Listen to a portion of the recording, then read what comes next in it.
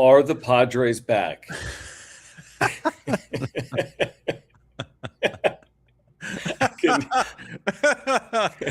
Back from what? Are the Padres back? They're not back in San Diego yet, if that's what you mean. Finishing off arguably the worst road trip in franchise history, but with a win, are the Padres back? 44-45. We'll talk about it for the next maybe 50 minutes or so. Me and Jim are out east here tonight, so we'll be with you for the next 50 minutes. If you want to support the channel, click the $ below the chat box. Please do subscribe. Tons of subscribers over the last few shows, so please do subscribe. Smash that like button. Follow us at John Schaefer, at Jim Russell SC. Thank you for the supers. We'll get to them all on screen. Click the $ below the chat box. Manny Machado doing Manny Machado things. JP Sears looking like not JP Sears. And the Padres winning in LA 5-2 here tonight. The opposite of what JP do you think, Jim? Sears. Listen, if you didn't think the Padres were on equal footing with the Dodgers, you were wrong. They're on better footing tonight. They beat them 5-2. Yeah, before the show, I was actually thinking about this. Like, anytime the Padres beat the Dodgers, like, that's a good thing, obviously, right? Every Padres fan celebrates that. Tonight just felt like very hollow. Yeah. Like, now again, a lot of everybody's attention was focused on Mexico and England tonight for good reason, because that match was incredible. But even if that match was not happening, the win tonight felt hollow. Now, I will say, good. You had to win tonight. You could not have had a losing entire road trip. You needed to end the 8-game losing streak. So they did that. So mission accomplished. Like, you gotta keep playing baseball, and you can't erase the 8-game losing streak. So you gotta just win today, and they won today. So from that standpoint, like, good. That was a good thing. They played a really good game today. JP Sears pitched his ass off. Manny Machado hit the big hit. You had Mason Miller pick up the save. Like, all in all, great game today from the Padres. Sungwoo Song proving that he should get some more playing time. Like, overall, very, very good. It doesn't erase, though, the 8-game losing streak, and it doesn't erase the feelings of, like, I'm going to need to see a lot more. You know what I mean? Like, it's just it's the start. Hopefully it's the start. I can't. That's all I can say. Hopefully it's the start of them going home and playing some really good baseball leading up to the All-Star break. Because if they continue to play the way they've been playing, it could get ugly. And it already has gotten ugly. I mean, the 8-game losing streak, longest since what? 2000? When was it? 2013? 2013, I think it was. Yeah. The longest losing streak since 2013. So I see people in the chat like, oh, Jim with his negative self. Hey, buddy, what you want to be positive tonight? Like, I just said how great it was that they won the game. They just had an 8-game losing streak. They're under 500, and they're like 4 games out of a playoff spot. Do you really want to be the person tonight that wants to be super positive? Because with this team over the last month, there's not a lot of positives, buddy. Dave, I mean, to your point, and I'm going to defend you and take a similar angle. Here's what I would say. They just have so much work to do by the trade deadline. If you want to prove to us that you're something other than what people think you are, because most people think you are who you've shown us since basically May 1st. If you want to turn your season around, be my guest. You have the opportunity. What's wrong? If they have a 7-game homestand followed by a 10-game roadie, by the way, after the All-Star break, and then a home for Colorado and San Francisco. That's 7 games, by the way, before the deadline. So I'm doing the quick math. They have 24 games. Like, you got to go 14-10 or better. You got to do it. You got to turn it up a little bit. You're playing teams like Colorado and San Francisco in there. You're also playing Miami and Atlanta in there as well. But you have to start playing better immediately. You cannot wait off this thing. It has to be done now. They have to pass a lot of teams. Are we counting on JP Sears in the second half of the year? The issue is the rotation. And the issue has been their offense. But the issue is the rotation. And can it be fixed? And can they play good baseball for the next 3 weeks? If they can, AJ's going to add. If they can't, then we know who they are, and they'll sell off some pieces in 3 weeks. Yeah. Well, last wrap-up show a couple nights ago, we harped on the pitching staff is the number one problem. Doesn't help that their offense has sucked all year long, and their star players have underperformed all year long to a great extent. Not like kind of underperformed, like they are all have played and had a pathetic first half. like pathetic first half from Tatis, from Manny, from Merrill, and from Xander. Sorry, they've had good moments at times, but as a whole, just I mean, if you're to grade the first half for those four guys as a whole, it's an Wouldn't F be good. like not even close.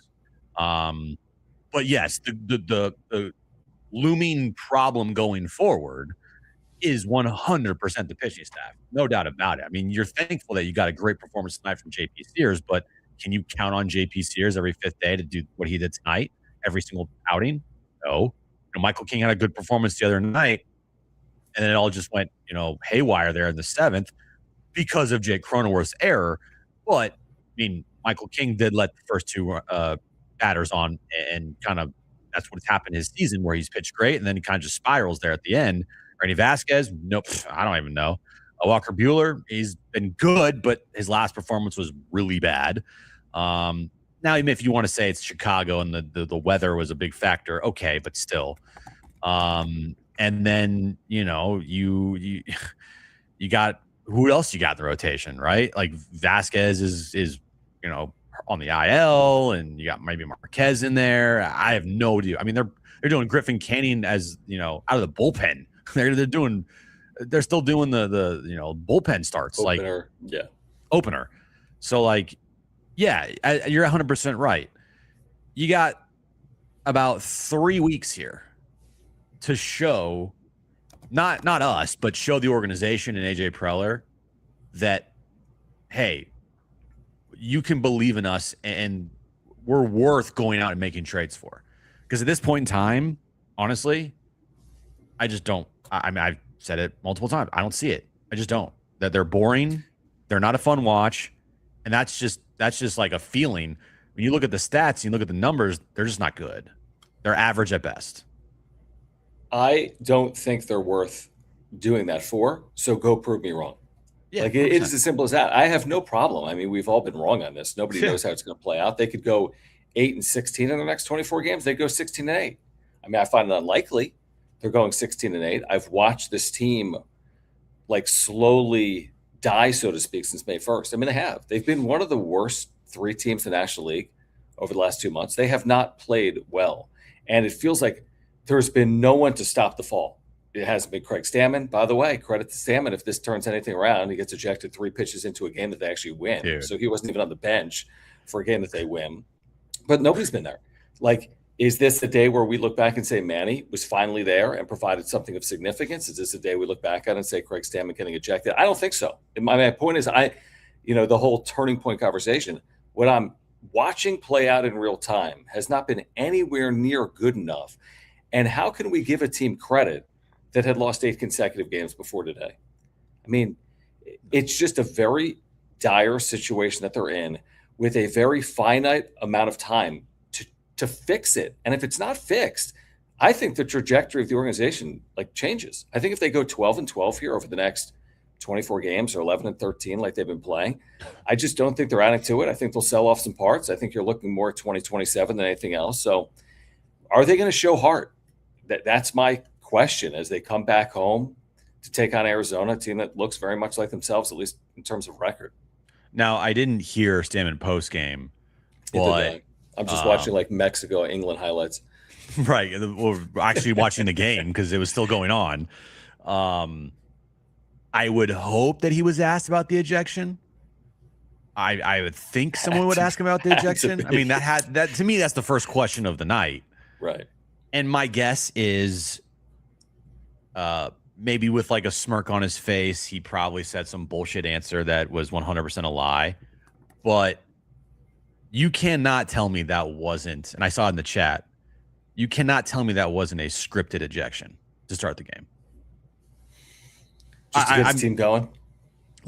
My guess is with the coaching staff, he said, all right, at the first sign of anything that is deemed against us from any umpire, I'm getting tossed. Like a check swing that was called a check swing, or a pitch that was called a ball that's a strike, even though the arguing balls and strikes now is kind of irrelevant with ABS. But any little thing that could be deemed as a bad call by the ump, I'm getting tossed. Like I'm sorry, that doesn't that feel like that was the 100% the call tonight to start the game? That's what it felt like It's to me. probably smart. I mean, dude, does it get worse than this in the middle of the year playing like this in the midst Good. of maybe one of the worst road trips in franchise history? If you lose today, there's nothing worse than this. Can't go worse than 0-7 on a road trip. I don't know what he said post game. I'm seeing some people say that he didn't. I think he said he didn't intend to get tossed, but then again, you can't really say you did because that might be fine worthy. Here's the thing. Craig Stammen, I don't know if Craig Stammen has anything to prove to us, but AJ Preller needs to prove the hire was the right one. Like Craig Stammen's going to be fine. I always make this point. Craig Stammen didn't hire himself. He didn't even ask for the job. I mean, I think it's more on Preller to prove the hire was the right one based on the performance of the club and Stammen as the manager than it is on Stammen to be like, he's pulling all the right strings. I mean, we've talked about this, Jim, at length. He's a first-time manager. Hasn't been perfect. He's going through all the motions for a first time. He's pulling strings he's never pulled before. So maybe they'll work in the second half of the year, or maybe they're going to fall flat on their face in the second half of the year. And we'll watch it play out over the next 70-something games. I would have gotten tossed. The thing has been a disaster to watch, and you can then watch Mexico Inland from the comfort of the air conditioning. Right. So whether it was intentional or not, I think a lot of people understand it because the team's played so poorly. Yeah, it is one of those things where, hey, look, I gotta do something. He's learning on the fly, right? I mean, it's the worst losing streak in well over a decade, and it's under his watch, and he's got to do something. I don't know if the ejection played any role into the win tonight, but if you want to say it did, go right ahead. I'm not going to stop you because they won 5-2, and if this team rips off, like 7 of 8 or 7 of 10, like then okay, cool. Maybe it started with this ejection. Maybe it started with this win against the Dodgers in a game that just kind of felt hollow. Like great, you beat the Dodgers. Should be celebrated every time you beat the Dodgers. But tonight you're like, okay, cool, that's great, awesome. Now go out and play better baseball for the next three plus weeks until the trade deadline. I also think one thing that could help this team, because the pitching staff is the pitching staff, and that is going to be a constant problem until they either like find something to help it or guys get healthy, and the latter is probably not going to happen for a long time. So the pitching staff is going to be a problem. So what needs to happen is this offense needs to step it up. Easier said than done, but one piece of this offense that was missing for a long time. I'm not saying that this guy is the reason this team goes or not, but I mean, he had a big RBI hit tonight, and just with him in the lineup, it feels like a more complete lineup because you don't have that just black hole in the catcher spot. Now, I'm not saying that those are the catcher's spot in the lineup is the reason why his team is one of the worst offenses in baseball, but it helps. I mean, taking out a black hole and putting in a guy that's actually competent with the bat, it can help you because it can help turn over the lineup, help move guys over. Like it's just much better to watch Campy or watch this team and this lineup with Campy in it. Yeah, the worst part of losing him is he was actually performing. Like that's why it was so significant. He wasn't like Fermin or Duran. With all due respect, he was actually performing when he went on the IL. John, thank you for the first super of the night. We appreciate you guys. Please do subscribe, and thank you for the super chats. Click the $ below the chat box. Padres salvage a game of a 7-game road trip. They win in LA 5-2. Now, John says could have / should have won 3 or 4. I think should have is definitely a stretch. Winning 6-0 on Thursday. Jake's error Friday. Still don't want the team to buy at the deadline. I don't think they should have won 3 games. They allowed 12 consecutive runs on Thursday. They were out of a game that they led 6-0. And then good teams take advantage of miscues, which is what the Padres had with Cronenworth on Friday. So I think should have is too far, Jim, but maybe they could have won more games. It could have. I don't think should be said there because they should not have won the 6-0 game because you're right. They gave up 12 runs. You're right. Sorry, kind of out of the game at one point. They maybe, if you want to say the game the other night, the Jake error game that they should have won, like okay, I might give you that just because they got the ground ball right, and that was a tailor-made double play. I mean, as easy as it gets for a big leaguer, and he booted it. So in that sense, yeah. But you're right. Good teams take advantage, and the Dodgers are probably the best team in the National League, maybe the best team in all of baseball. Actually, I think they're the best team in baseball, to be honest with you. They are by record, I think. Yeah. So, yeah, coulda, shoulda, woulda. Okay, well, the guess what? They didn't. So that's what it is. And you're never going to have a column in the win-loss column of like, well, these are the games they should have won. That it's a win or loss. And good teams find ways to win those games, and bad teams find ways to lose those games. And right now, the Padres, in my mind, and I think deemed by a lot of people, I wouldn't say they're a bad team. They're not a good team, but they played like a bad team this month, and they played like a really bad team on this road trip. Completely. And by the way, Dodgers are 59-32. It is the best record in baseball, even with tonight's Padres win. Let's tell you about our title sponsor, guys. If you're here, please do subscribe. We'll be with you for the next 30 or 40 minutes. And thank you for the supers. Click the $ below the chat box. You know the deal, Mark Nimitz. If you have an insurance need and you're in California, make sure to get in contact with Mark. He's been with us for like 6 years on the Wrap Up Show. I've got 4 insurance policies through Mark, and he's going to take care of you and your family if you ever need them. Auto, home, renter's life, earthquake. I've got those 4 policies. I've had to use them before. He's going to just be terrific for you. He'll talk to you about the Padres. He's a native San Diegan and a diehard Padres fan. So if you support the channel, if you want to save money on your insurance before you renew your current policy, get in contact with Mark Nimitz. You can get free quotes online by clicking that link in the description down below. And yes, thank you, Mark, for your longtime support of the Wrap Up Show. Yeah, thanks, Mark. Love you, buddy. All his information is on that ticker below, mnimitz@farmersagent.com. And you reach out to Mark, let him know that John and Jim from the Wrap Up Show sent you. I assume it's a Dodger fan because obviously you haven't watched the first 17 minutes of the show. MM Forever, thank you, man. And maybe he's talking about the chat. It might be the chat. I'm sure there's people in the chat that are defending the play of the Padres. Of course they are. And there's Padres fans in the chat. But he says, celebrating a gentleman's sweep. How San Diego is that? I mean, if you're talking about us, what if we said for 17 minutes?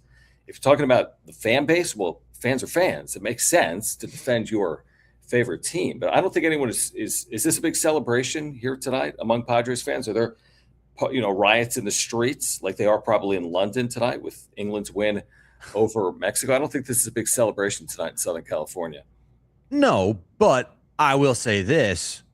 Like, if you're a Padres fan and if you're a diehard, you're happy with tonight. How could you not? You ended an 8-game losing streak. I mean, what's worse than an 8-game losing streak? A 9-game losing streak. What's worse than a 9-game losing streak? A 10-game losing streak. You don't want that to happen. Like, we don't want that to happen. As much as people think we just want to watch this team lose all the time, trust us, we don't. Like, we want this team to win all the time. It's better for the channel, and we like to cover a team that's a good baseball team.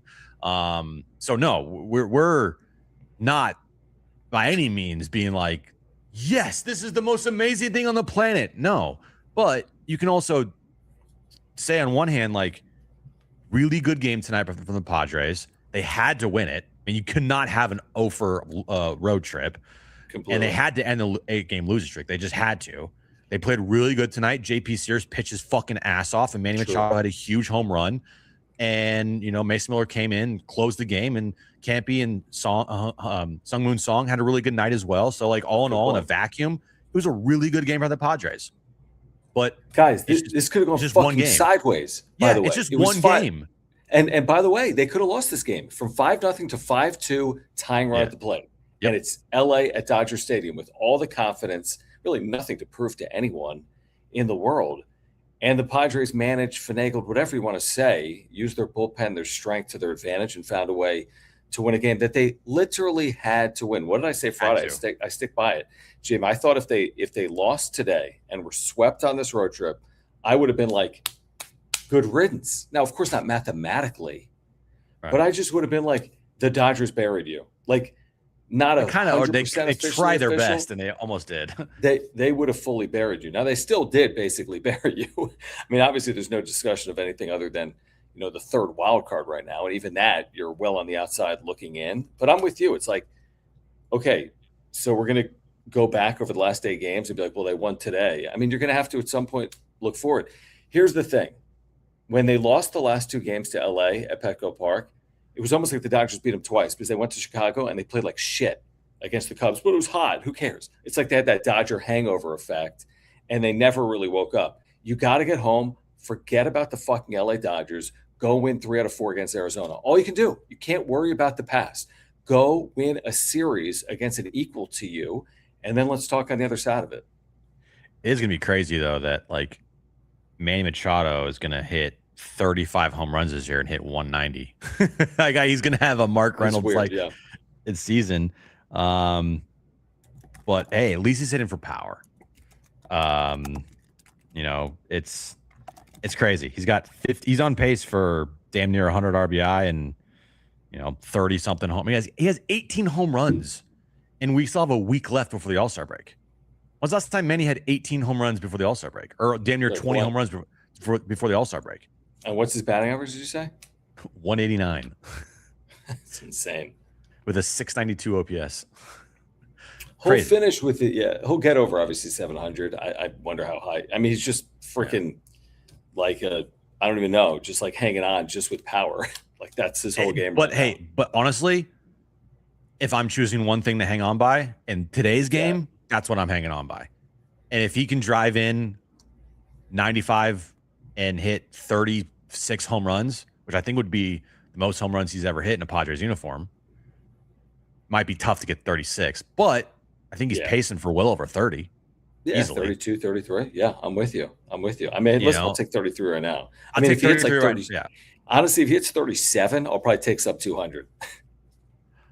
Yeah, I mean, if he hit 37 with he's got 18. He's got 18 on the year right now. It's 51 RBI, and I mean, he's pacing for 90-ish plus RBIs and 33 to 37 home runs on the year, and that's huge. I mean, if you told me right now before the season started, if you told me before the season started, not right now, that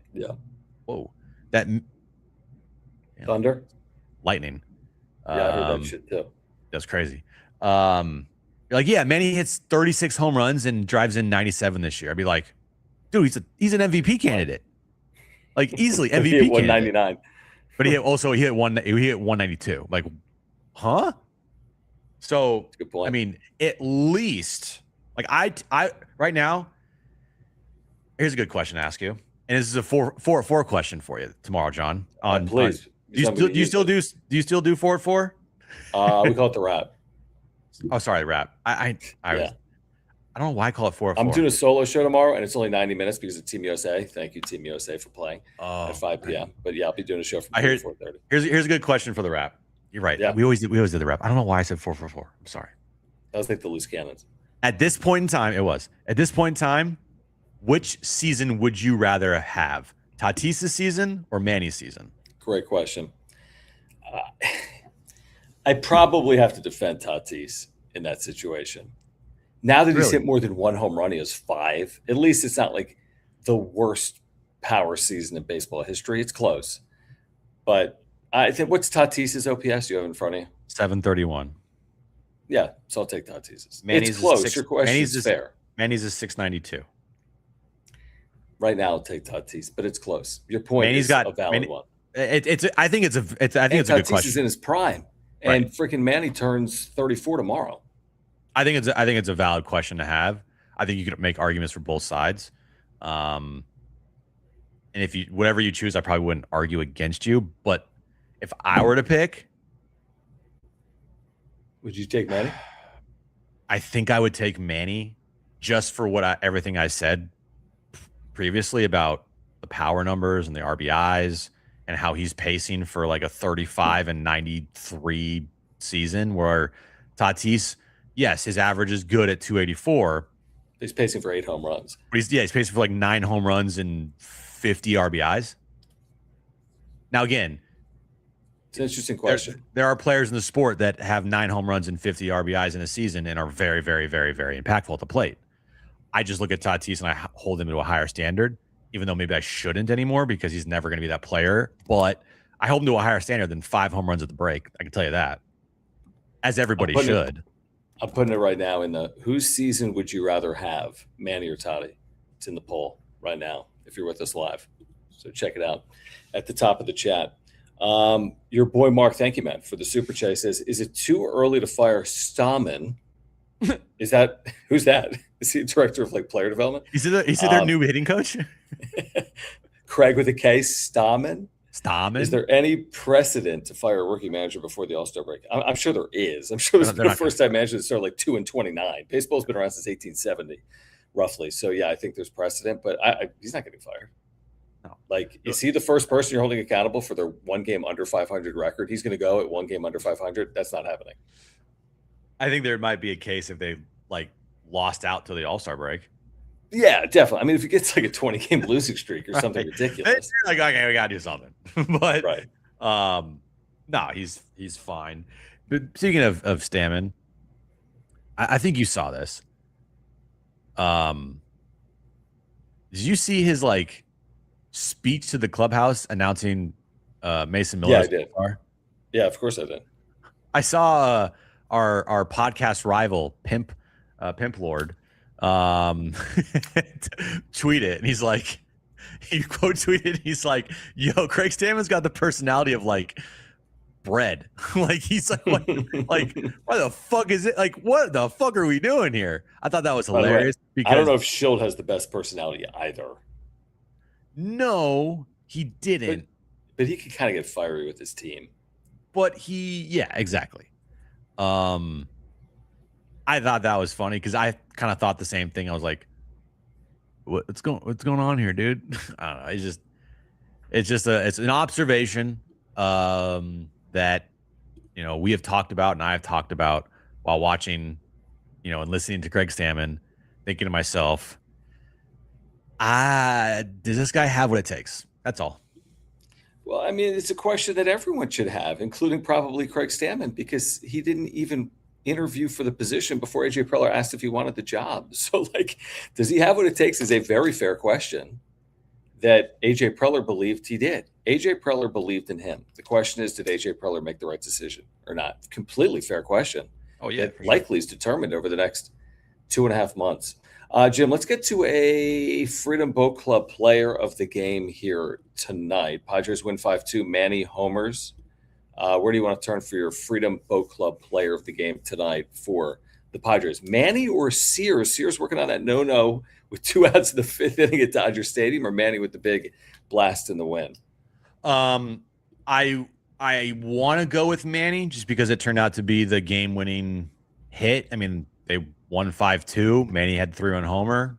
That turned out to be the difference in the game. But with everything we've talked about and how this pitching staff, every single night, it's a hope and a prayer at this point in time in the season. Getting 5 shutout from JP Sears tonight at Dodger Stadium. Now, it felt lethargic in there because, like, no Dodgers fans showed up because everyone's watching Mexico, England. But dude, there was no one there. Holy shit. Nobody there. I get it. But still. Yeah, nobody there. I got to go with JP Sears tonight as the Freedom Boat Club player of the game. Like, just a massive start. Massive game that they had to win. And it all starts with pitching. And the 5 shutout, only giving up 1 hit, walking only 2, striking out 5. He pitched beautiful tonight. And I got to go with JP Sears as my Freedom Boat Club player of the game. I mean, it's tough to pitch in like a library like that. He's like, nobody's here. Like, this is so bizarre. I'm facing Shohei Ohtani. There's 0 people. Hey, maybe it worked out as an advantage that no Dodgers fan showed up tonight. Dude, what was real quick, and thank you, Freedom Boat Club, unlimited hassle-free boating. If you're looking for that in San Diego, click the link in the description down below. Over 70 boats at 5 marinas here in San Diego. So click that link in the description down below. Like, dude, they show the overhead shot as the broadcast goes on. It's like it was like a single A baseball game. It was incredible. Yeah. Now, it didn't even compute in my mind. I'm like, oh, it's Team Mexico, England. Yeah. Dodger fans have a lot of Mexicans as at the fan base. Oh, 100%, I mean, Southern California. I get it. If I was Mexican and I was, you know, deciding, like choosing between Game 4 of the Padres Dodgers series or my national team in Mexico City. Yeah, I don't think it's not even close. Not even close. I'll forfeit a Sunday night baseball game on July 6th to watch fucking Mexico play England in the round of 16 at Azteca Stadium in Mexico City, where they've lost twice in their last 89 matches coming in. Yeah, I think that's now 3. Easy. Yeah, they did lose tonight, by the way. Spoiler alert if anyone's watching on replay. James, thank you, man, for the super. This is a great question. I'm glad he went here. Thank you, James. We appreciate your long-time support of the channel. It says Robert Hassel III reunion. He was DFA today. I say why not? I don't know where the Padres are on the waiver claim, but I say absolutely. Why wouldn't you do that? 100%. I would bet a good amount of money, and by a good amount, like $50, that they sign Robert Hassel. He wasn't obviously the player in the deal for Juan Soto that, AJ Preller was the most reluctant to give up on. That was James Wood. But if there's a guy out there that AJ Preller drafted and traded away, and he's now DFA'd, like, you bet your damn ass AJ Preller's probably talked to his agent and, looking to bring him back in the system. Why wouldn't you? Why wouldn't you? Why wouldn't you bring him back in the system if someone else doesn't go get him first? I saw people talking that covered the Nationals and said it was stunning that he was released. So it's not like this guy has no prospect of having any type of success at some point. The fact that it was a stunning development. So, I think someone's going to grab him pretty quickly. We'll see if it's the Padres or not. It's a good question from James. Speaking of a loyal supporter, how about Jeff West in the chat here tonight? We appreciate you, Jeff. He says it'll be interesting how this road trip will sit with fans in attendance this week. I completely agree with that, by the way. We'll show you when we show you Siki. You can get him for $20 tomorrow. If there's a big drop, how will front office pivot? Losing homestand equals sellers? What do you think? That's an interesting question. You're getting closer to the deadline. Let's say a 3-4 homestand. You're 2 under, Jim, to begin a 10-game road trip that includes 7 games against the Marlins and the Braves. Marlins have been really good. Or Marlins are Marlins, by the way. How about this? They were working a perfect game today in the 7th inning, and they won 9-8. They ended up winning the game 9-8. But listen, I don't think you can say sellers. I think you're going to agree with me, Jim. I don't think you could strictly say sellers off a 3-4 homestand. Yeah, again, we all get it. They're playing like shit, and if that plays out, they're only playing more like shit. But I don't think you could yet fully say that. No, I mean, if they lose both these series at home, it's obviously leaning towards that for sure, like strongly leaning towards that, maybe like 80-20 your sellers. Sure. But if they have a decent homestand here, they take 3 or 4 from Arizona, maybe they lose 2 or 3 to Toronto. I think that's fine. I think it's better than fine. It's a 4-3 trip. It's a 4-3 homestand. 4-3. Right. I think 4-3 is kind of the number you're looking at right now to go into the break at 500. 5-2 would be nice. Yeah, I mean 5-2 would be amazing, and that'd be great. But would you sign up for 4-3 right now with just how they've played? Yeah, because you're right. The alternative is worse, and they're not playing well. And if they did go 2-5 or 3-4, they're basically burying themselves. So I think it's kissing your sister a little bit. You know what I mean? But it's better than the alternative. Yeah, you go into the break 48-48. I guarantee you that everybody will be looking back at the 2024 season when they were 50-50. We've talked about this, and you've talked about this, and how they ripped off the best stretch in Padres franchise history. So it can be done, and we've seen it as recently as just a couple years ago. So, and we've seen a ton of World Series winners at some point in the season be 50-50. And plus, I've already said this, like, every team loses 60, every team wins 60. It's what you do in the other, 42 True. games. Right. That make or break your season. And so the Padres will win 60 games and they'll lose 60 games. And if they're at one point 60-60, then it's a sprint. Can you have a great 42 game stretch? I mean, if they were 50-50 that one year, we always talk about 2024 is a really good team by the end. Now, they also played incredible baseball down the stretch. Is this team going to play incredible baseball down the stretch? I mean, that's very hard to imagine from everything we've seen right now. I mean, that would almost, my jaw would drop if this team played incredible baseball over the next 2.5 months. But it's because they have no pitching. Correct. You've lost so many arms in your rotation. Nick Pivetta, Joe Musgrove, even though you haven't really lost him, he just never showed up. Jason Adam in the pen. Randy Vasquez has fallen off a cliff. Like, you don't have the horses that you need to have that type of run. If they had a fully healthy pitching staff, if Nick Pivetta was fully healthy, and if Joe just got back and he is pitching for the last month, right? And he's been pitching okay, but he's healthy. And you still had Jason Adam in your bullpen, and they're still 44 and 45. I would make an argument, and I would buy this argument that there's a chance that they could rip off a great stretch. It's just hard to make that argument when you look at the rotation. You're like, I don't know, And can they really address it? Can it be drastically improved either at the deadline or before the deadline in any real way? And how are they going to do that?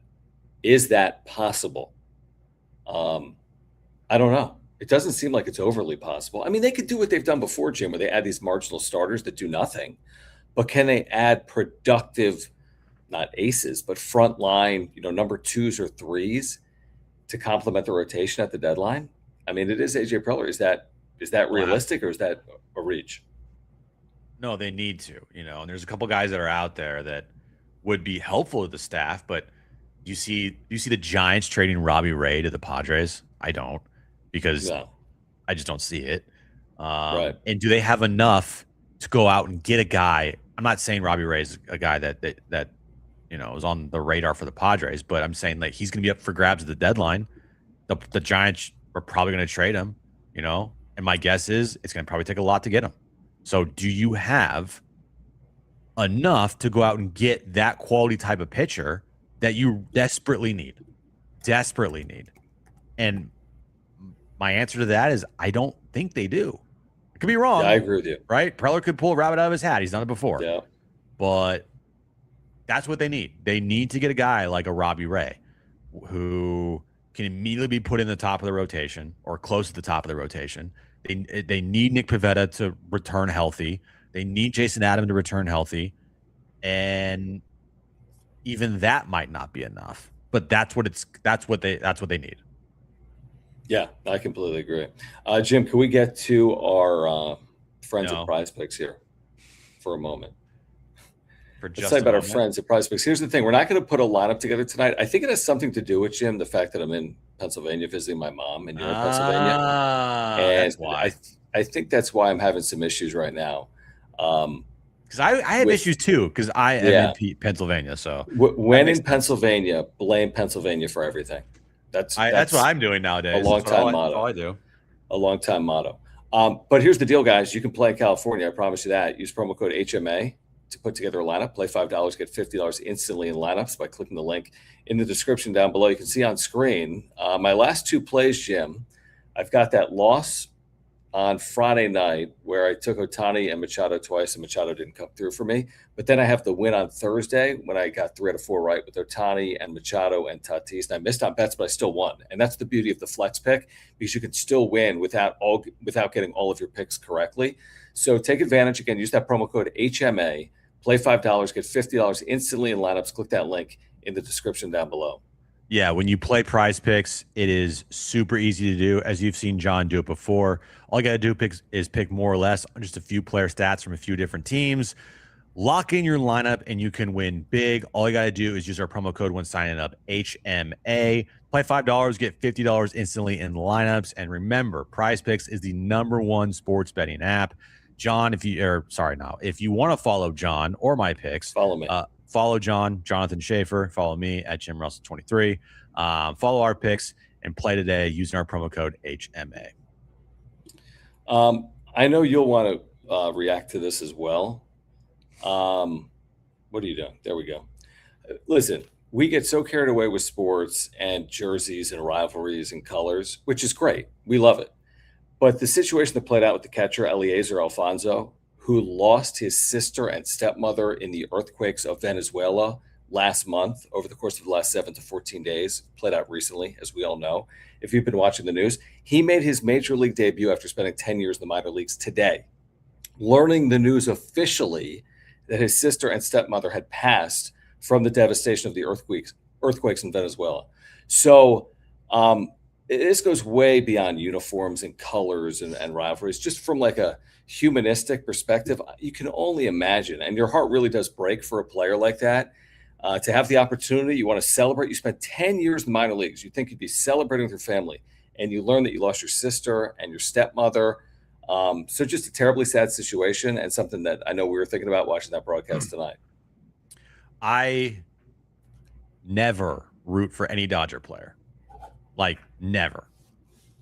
Tonight was like, I think the first time in my life where I was actually rooting for him to not only just like do something, but I want him to do something. I want him to get like a hit, have a big hit, have a big home run. Like, I was actually rooting for him, because finding that out on the broadcast, like, it just breaks your heart.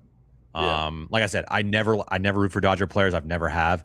He's probably the first one I've ever actively rooted for in the moment where I'm like, yo, I want this guy to do something, because he deserves it, just to like maybe take his mind off, just for the moment, and have something happen to him that's good, because 100%. His life after the game, after the final out, like, his mind goes right to his family, and it was heartbreaking to hear. And I was actually rooting for him every time at the plate tonight.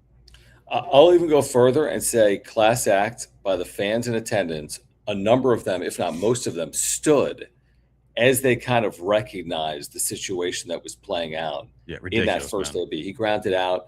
But I always go back here. I'll give you a moment where I remember where I was, because Tony Gwynn Jr. was with the AAA team I was working for. I don't know if you knew this, but I worked in AAA. But Tony Gwynn Jr. was playing for the Iron Pigs, right, the Phillies AAA team, when Tony passed. And he left the team. The Philly. He left the team to tend to his father's matters and family matters and funeral. And when he returned, he was promoted to the major leagues. Yeah. And he joined the Phillies in Philadelphia. And Phillies fans gave Tony Gwynn Jr. a standing ovation, because they were, recognizing the passing of obviously the great Tony Gwynn. That's something that stuck with me for a long, long time. And I thought about that in this moment here today, the way Dodgers fans recognize the situation that played out with Eliezer Alfonso. But just, life, that's what how many times you heard me say this, like on John and Jim days? I love sports because it takes you away from real life. You can get away from some of the stuff you see on the news. But then sometimes the news, you can't even get away from it when you watch sports. So one of those tragic situations, we understand in life things do unfortunately sometimes happen, and something that, again, we'll see where it goes for Alfonso, but kind of thinking about him and his family in a tough spot. Yeah, absolutely. Crazy. Just absolutely crazy. All right. Switching gears, Padres coming home for Arizona for a 4-game series. Within 7 days now of the All-Star break, there was an interesting comment from Jake Peavy today. We'll get out of here in a handful of minutes because it's late where we are. I don't know if you heard this in the broadcast. He said, I know in talking with the Padres players, they're just trying to get to the All-Star break. Way to say that on the broadcast there, bub. So when I heard that, I'm like, my ears perked up, because obviously he's got a very good relationship, right, with a number of these players. I'm sure members. He's like in the organization, dude. He's a good point. He's like working on the broadcast. He's like it's a great point. He's in the front office. But for him to acknowledge that the Padres are, it's almost like in boxing, we're trying to get saved by the bell.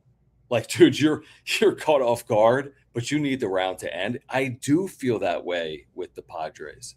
So I am curious to see how they play during the 7-game homestand, because it does feel like they need the break, but I don't know if the break is going to save them or not, truthfully.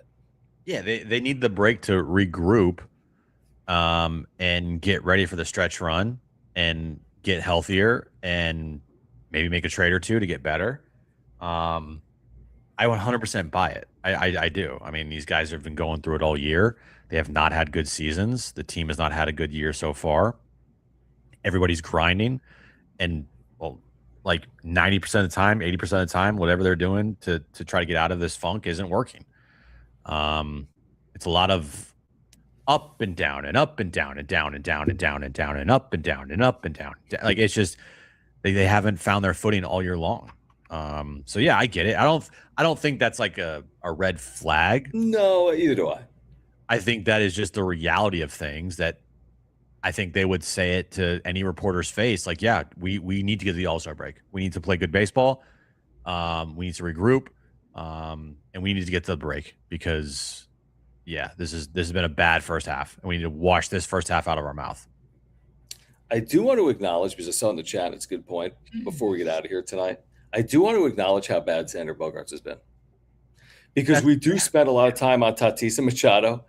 Xander Bogaerts, who, remember, had that great start, quote unquote, through the first month, has a 658 OPS and is hitting 231 after going 0 for 4 with 2 Ks here tonight. Now the Padres win the game, so you can kind of look the other way for a moment. But I do think we should recognize that Xander Bogaerts, his poor play has absolutely coincided with this team's poor play over the last 2 months, and he is not off the hook. It's just we don't have expectations for him. Therefore, we don't bring him up each and every 5 minutes on the wrap-up show. Yeah, he is. Yeah, it's just one of the worst contracts in franchise history. Like, no question about it. If they could snap their fingers and have one wish, I think, well, obviously win a World Series, but like with the roster, yeah, get Xander's contract off it like immediately and get the player out of here immediately. He does not help the team. He hurts the team more than he helps the team. I'm not saying he never helps the team because he has before, but like it's very few and far between him having good stretches and good moments. Like he's just not a good player anymore.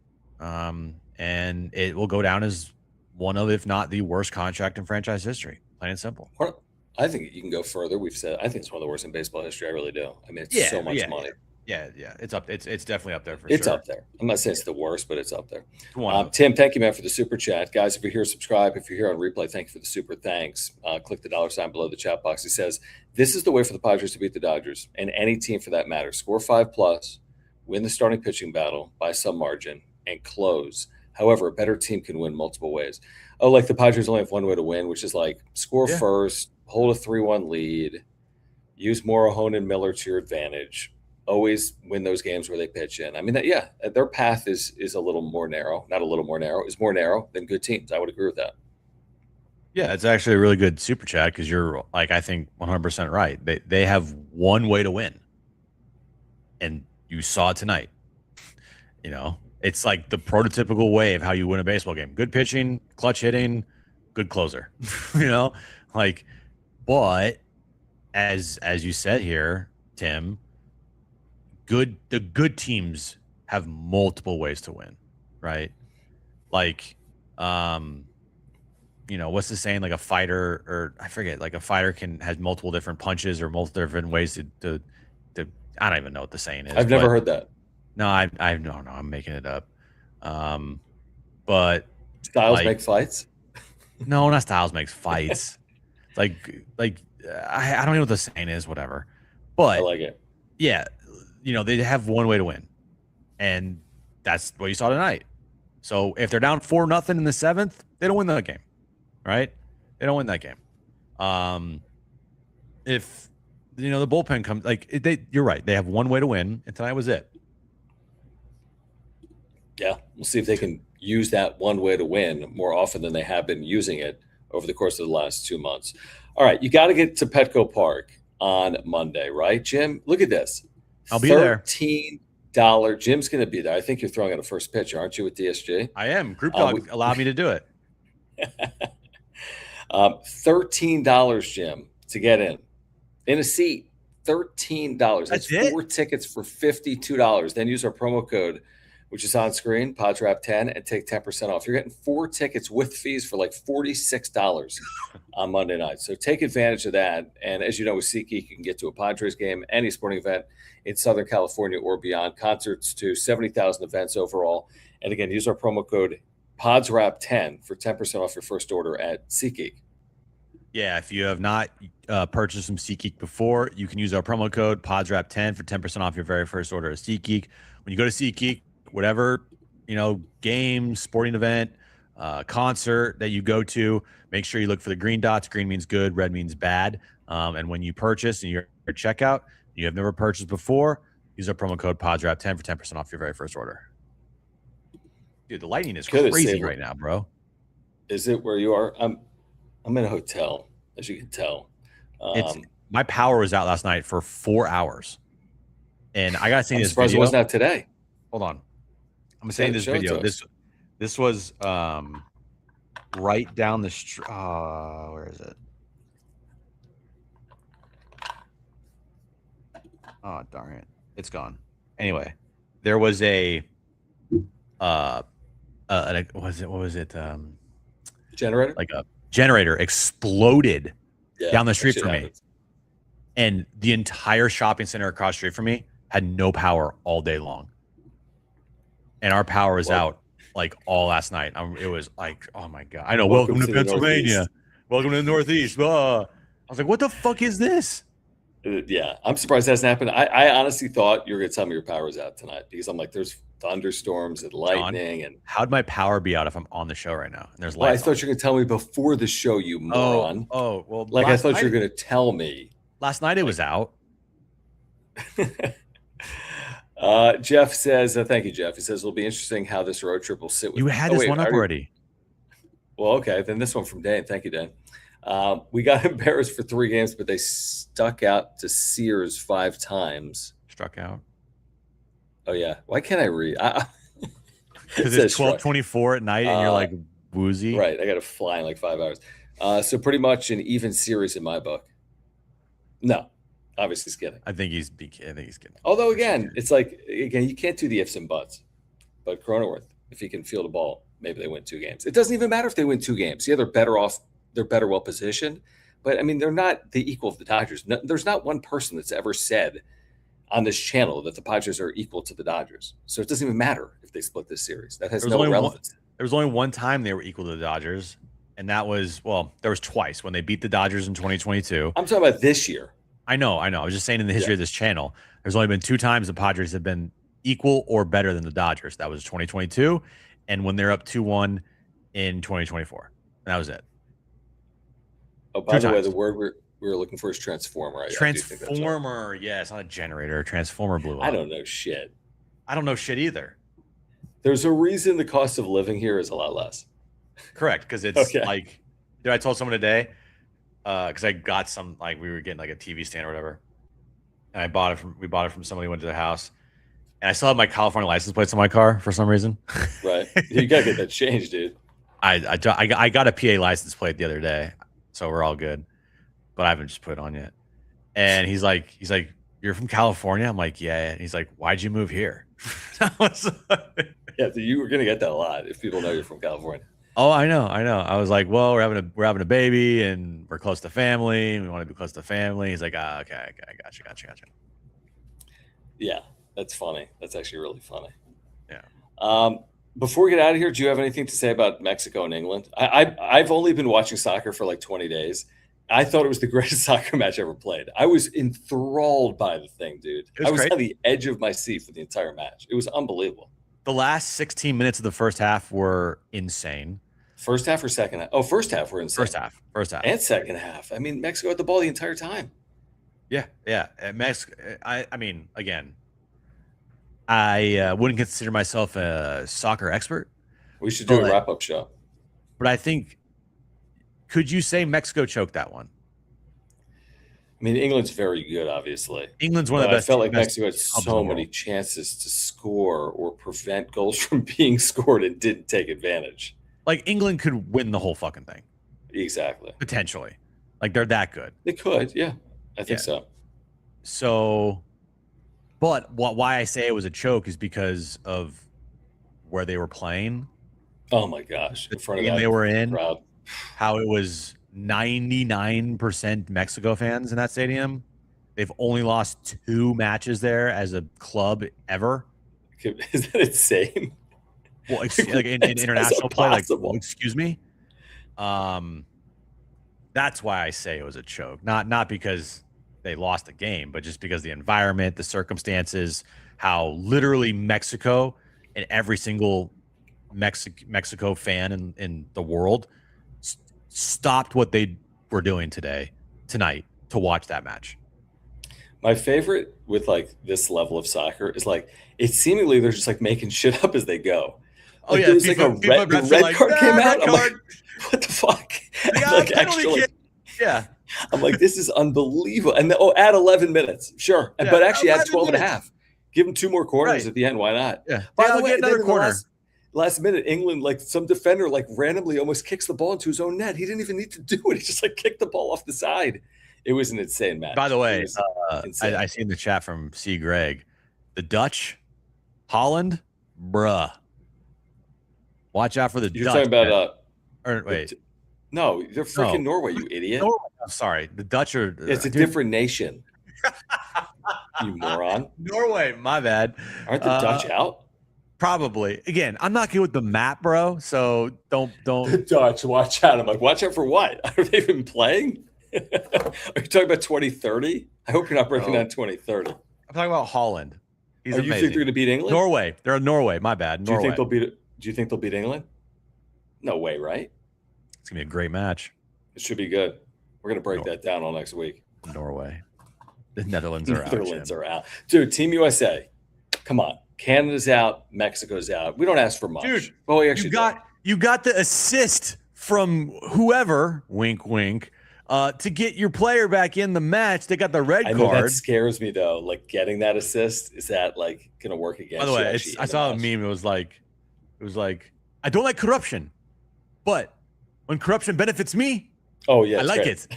Like, you cannot tell me that soccer's not corrupt. It's fucking corrupt, dude. I mean, the fact that he got the red card, advantage. Absolutely. It works your advantage, then we're all good. Someone said we must be a real soccer country now because now we have corruption working to like we're part of like a big that's scandal. exactly right. Yeah. Once a country gets like the benefit of a corruption scandal in soccer, means we must be good. Yeah, that's a good thing. Take it. Dude, I'm excited for tomorrow. I'm excited, but I'm nervous because I've seen what played out in Mexico City tonight, and that looked nerve-wracking. Time's the match 5? It's at 5 Pacific, 8 Eastern. But the problem is, real quick, as you made the point, how tight are you as a player when you're playing for a nation in like your capital, like the Mexico City situation, or even the U.S. in Seattle in front of all those supporters? Yeah. How tight? Like, how does the dynamic change? It's obviously not going to be easy. Yeah, I mean, obviously they've had pressure on them the whole entire World Cup. Sure. Yeah. I think it was more for Mexico because they were, I mean, that it was just it's the one stadium, right? Like, I wouldn't say the U.S. has a set stadium in the U.S. that were like we never lose there. Like Mexico, that was their like legitimate they played 4 matches there out of 5 in the World Cup. Right. I mean, and they lost there. Oh, yeah. Can't even get over it. All right. So here's the deal. I am traveling next week. Jim's going to try to finagle a wrap-up show or 2 in there. Right? You'll figure out a way. Maybe you do like you figure out watch party. If you don't want to stay up late, figure something we'll get out. Something in there maybe, It's something in there. It's so tired. No. He's going to get something in there against Arizona. We'll get something I'm back in there. Friday. I'm on the radio here and there. I might be on YouTube here and there. Just bear with us. We do this every day, as you guys know, but bear with us this upcoming series against Arizona. Please subscribe to the channel. Smash the like button for us. Follow us on X for this soccer coverage and content at Sean Schaefer, at Jim Russell SD. And thank you for the super thanks if you are here on replay. Support our partners, Mark Nimitz and Farmers Insurance, the title sponsor, our friends at Prize Picks and SeatGeek and Hamul and Freedom Boat Club as well. I will see you guys tomorrow at 3 p.m. on San Diego Sports 760. Getting you ready for actually Team USA. You can hear it on 760 tomorrow afternoon beginning at 4:30. Appreciate you, Gefilte Fish, and everyone else. Carino, appreciate you guys. And Joshua as well, who says he's over this effing team. All right. Appreciate you guys. We'll see you this week right here on the Wrap Up Show. Thanks, guys.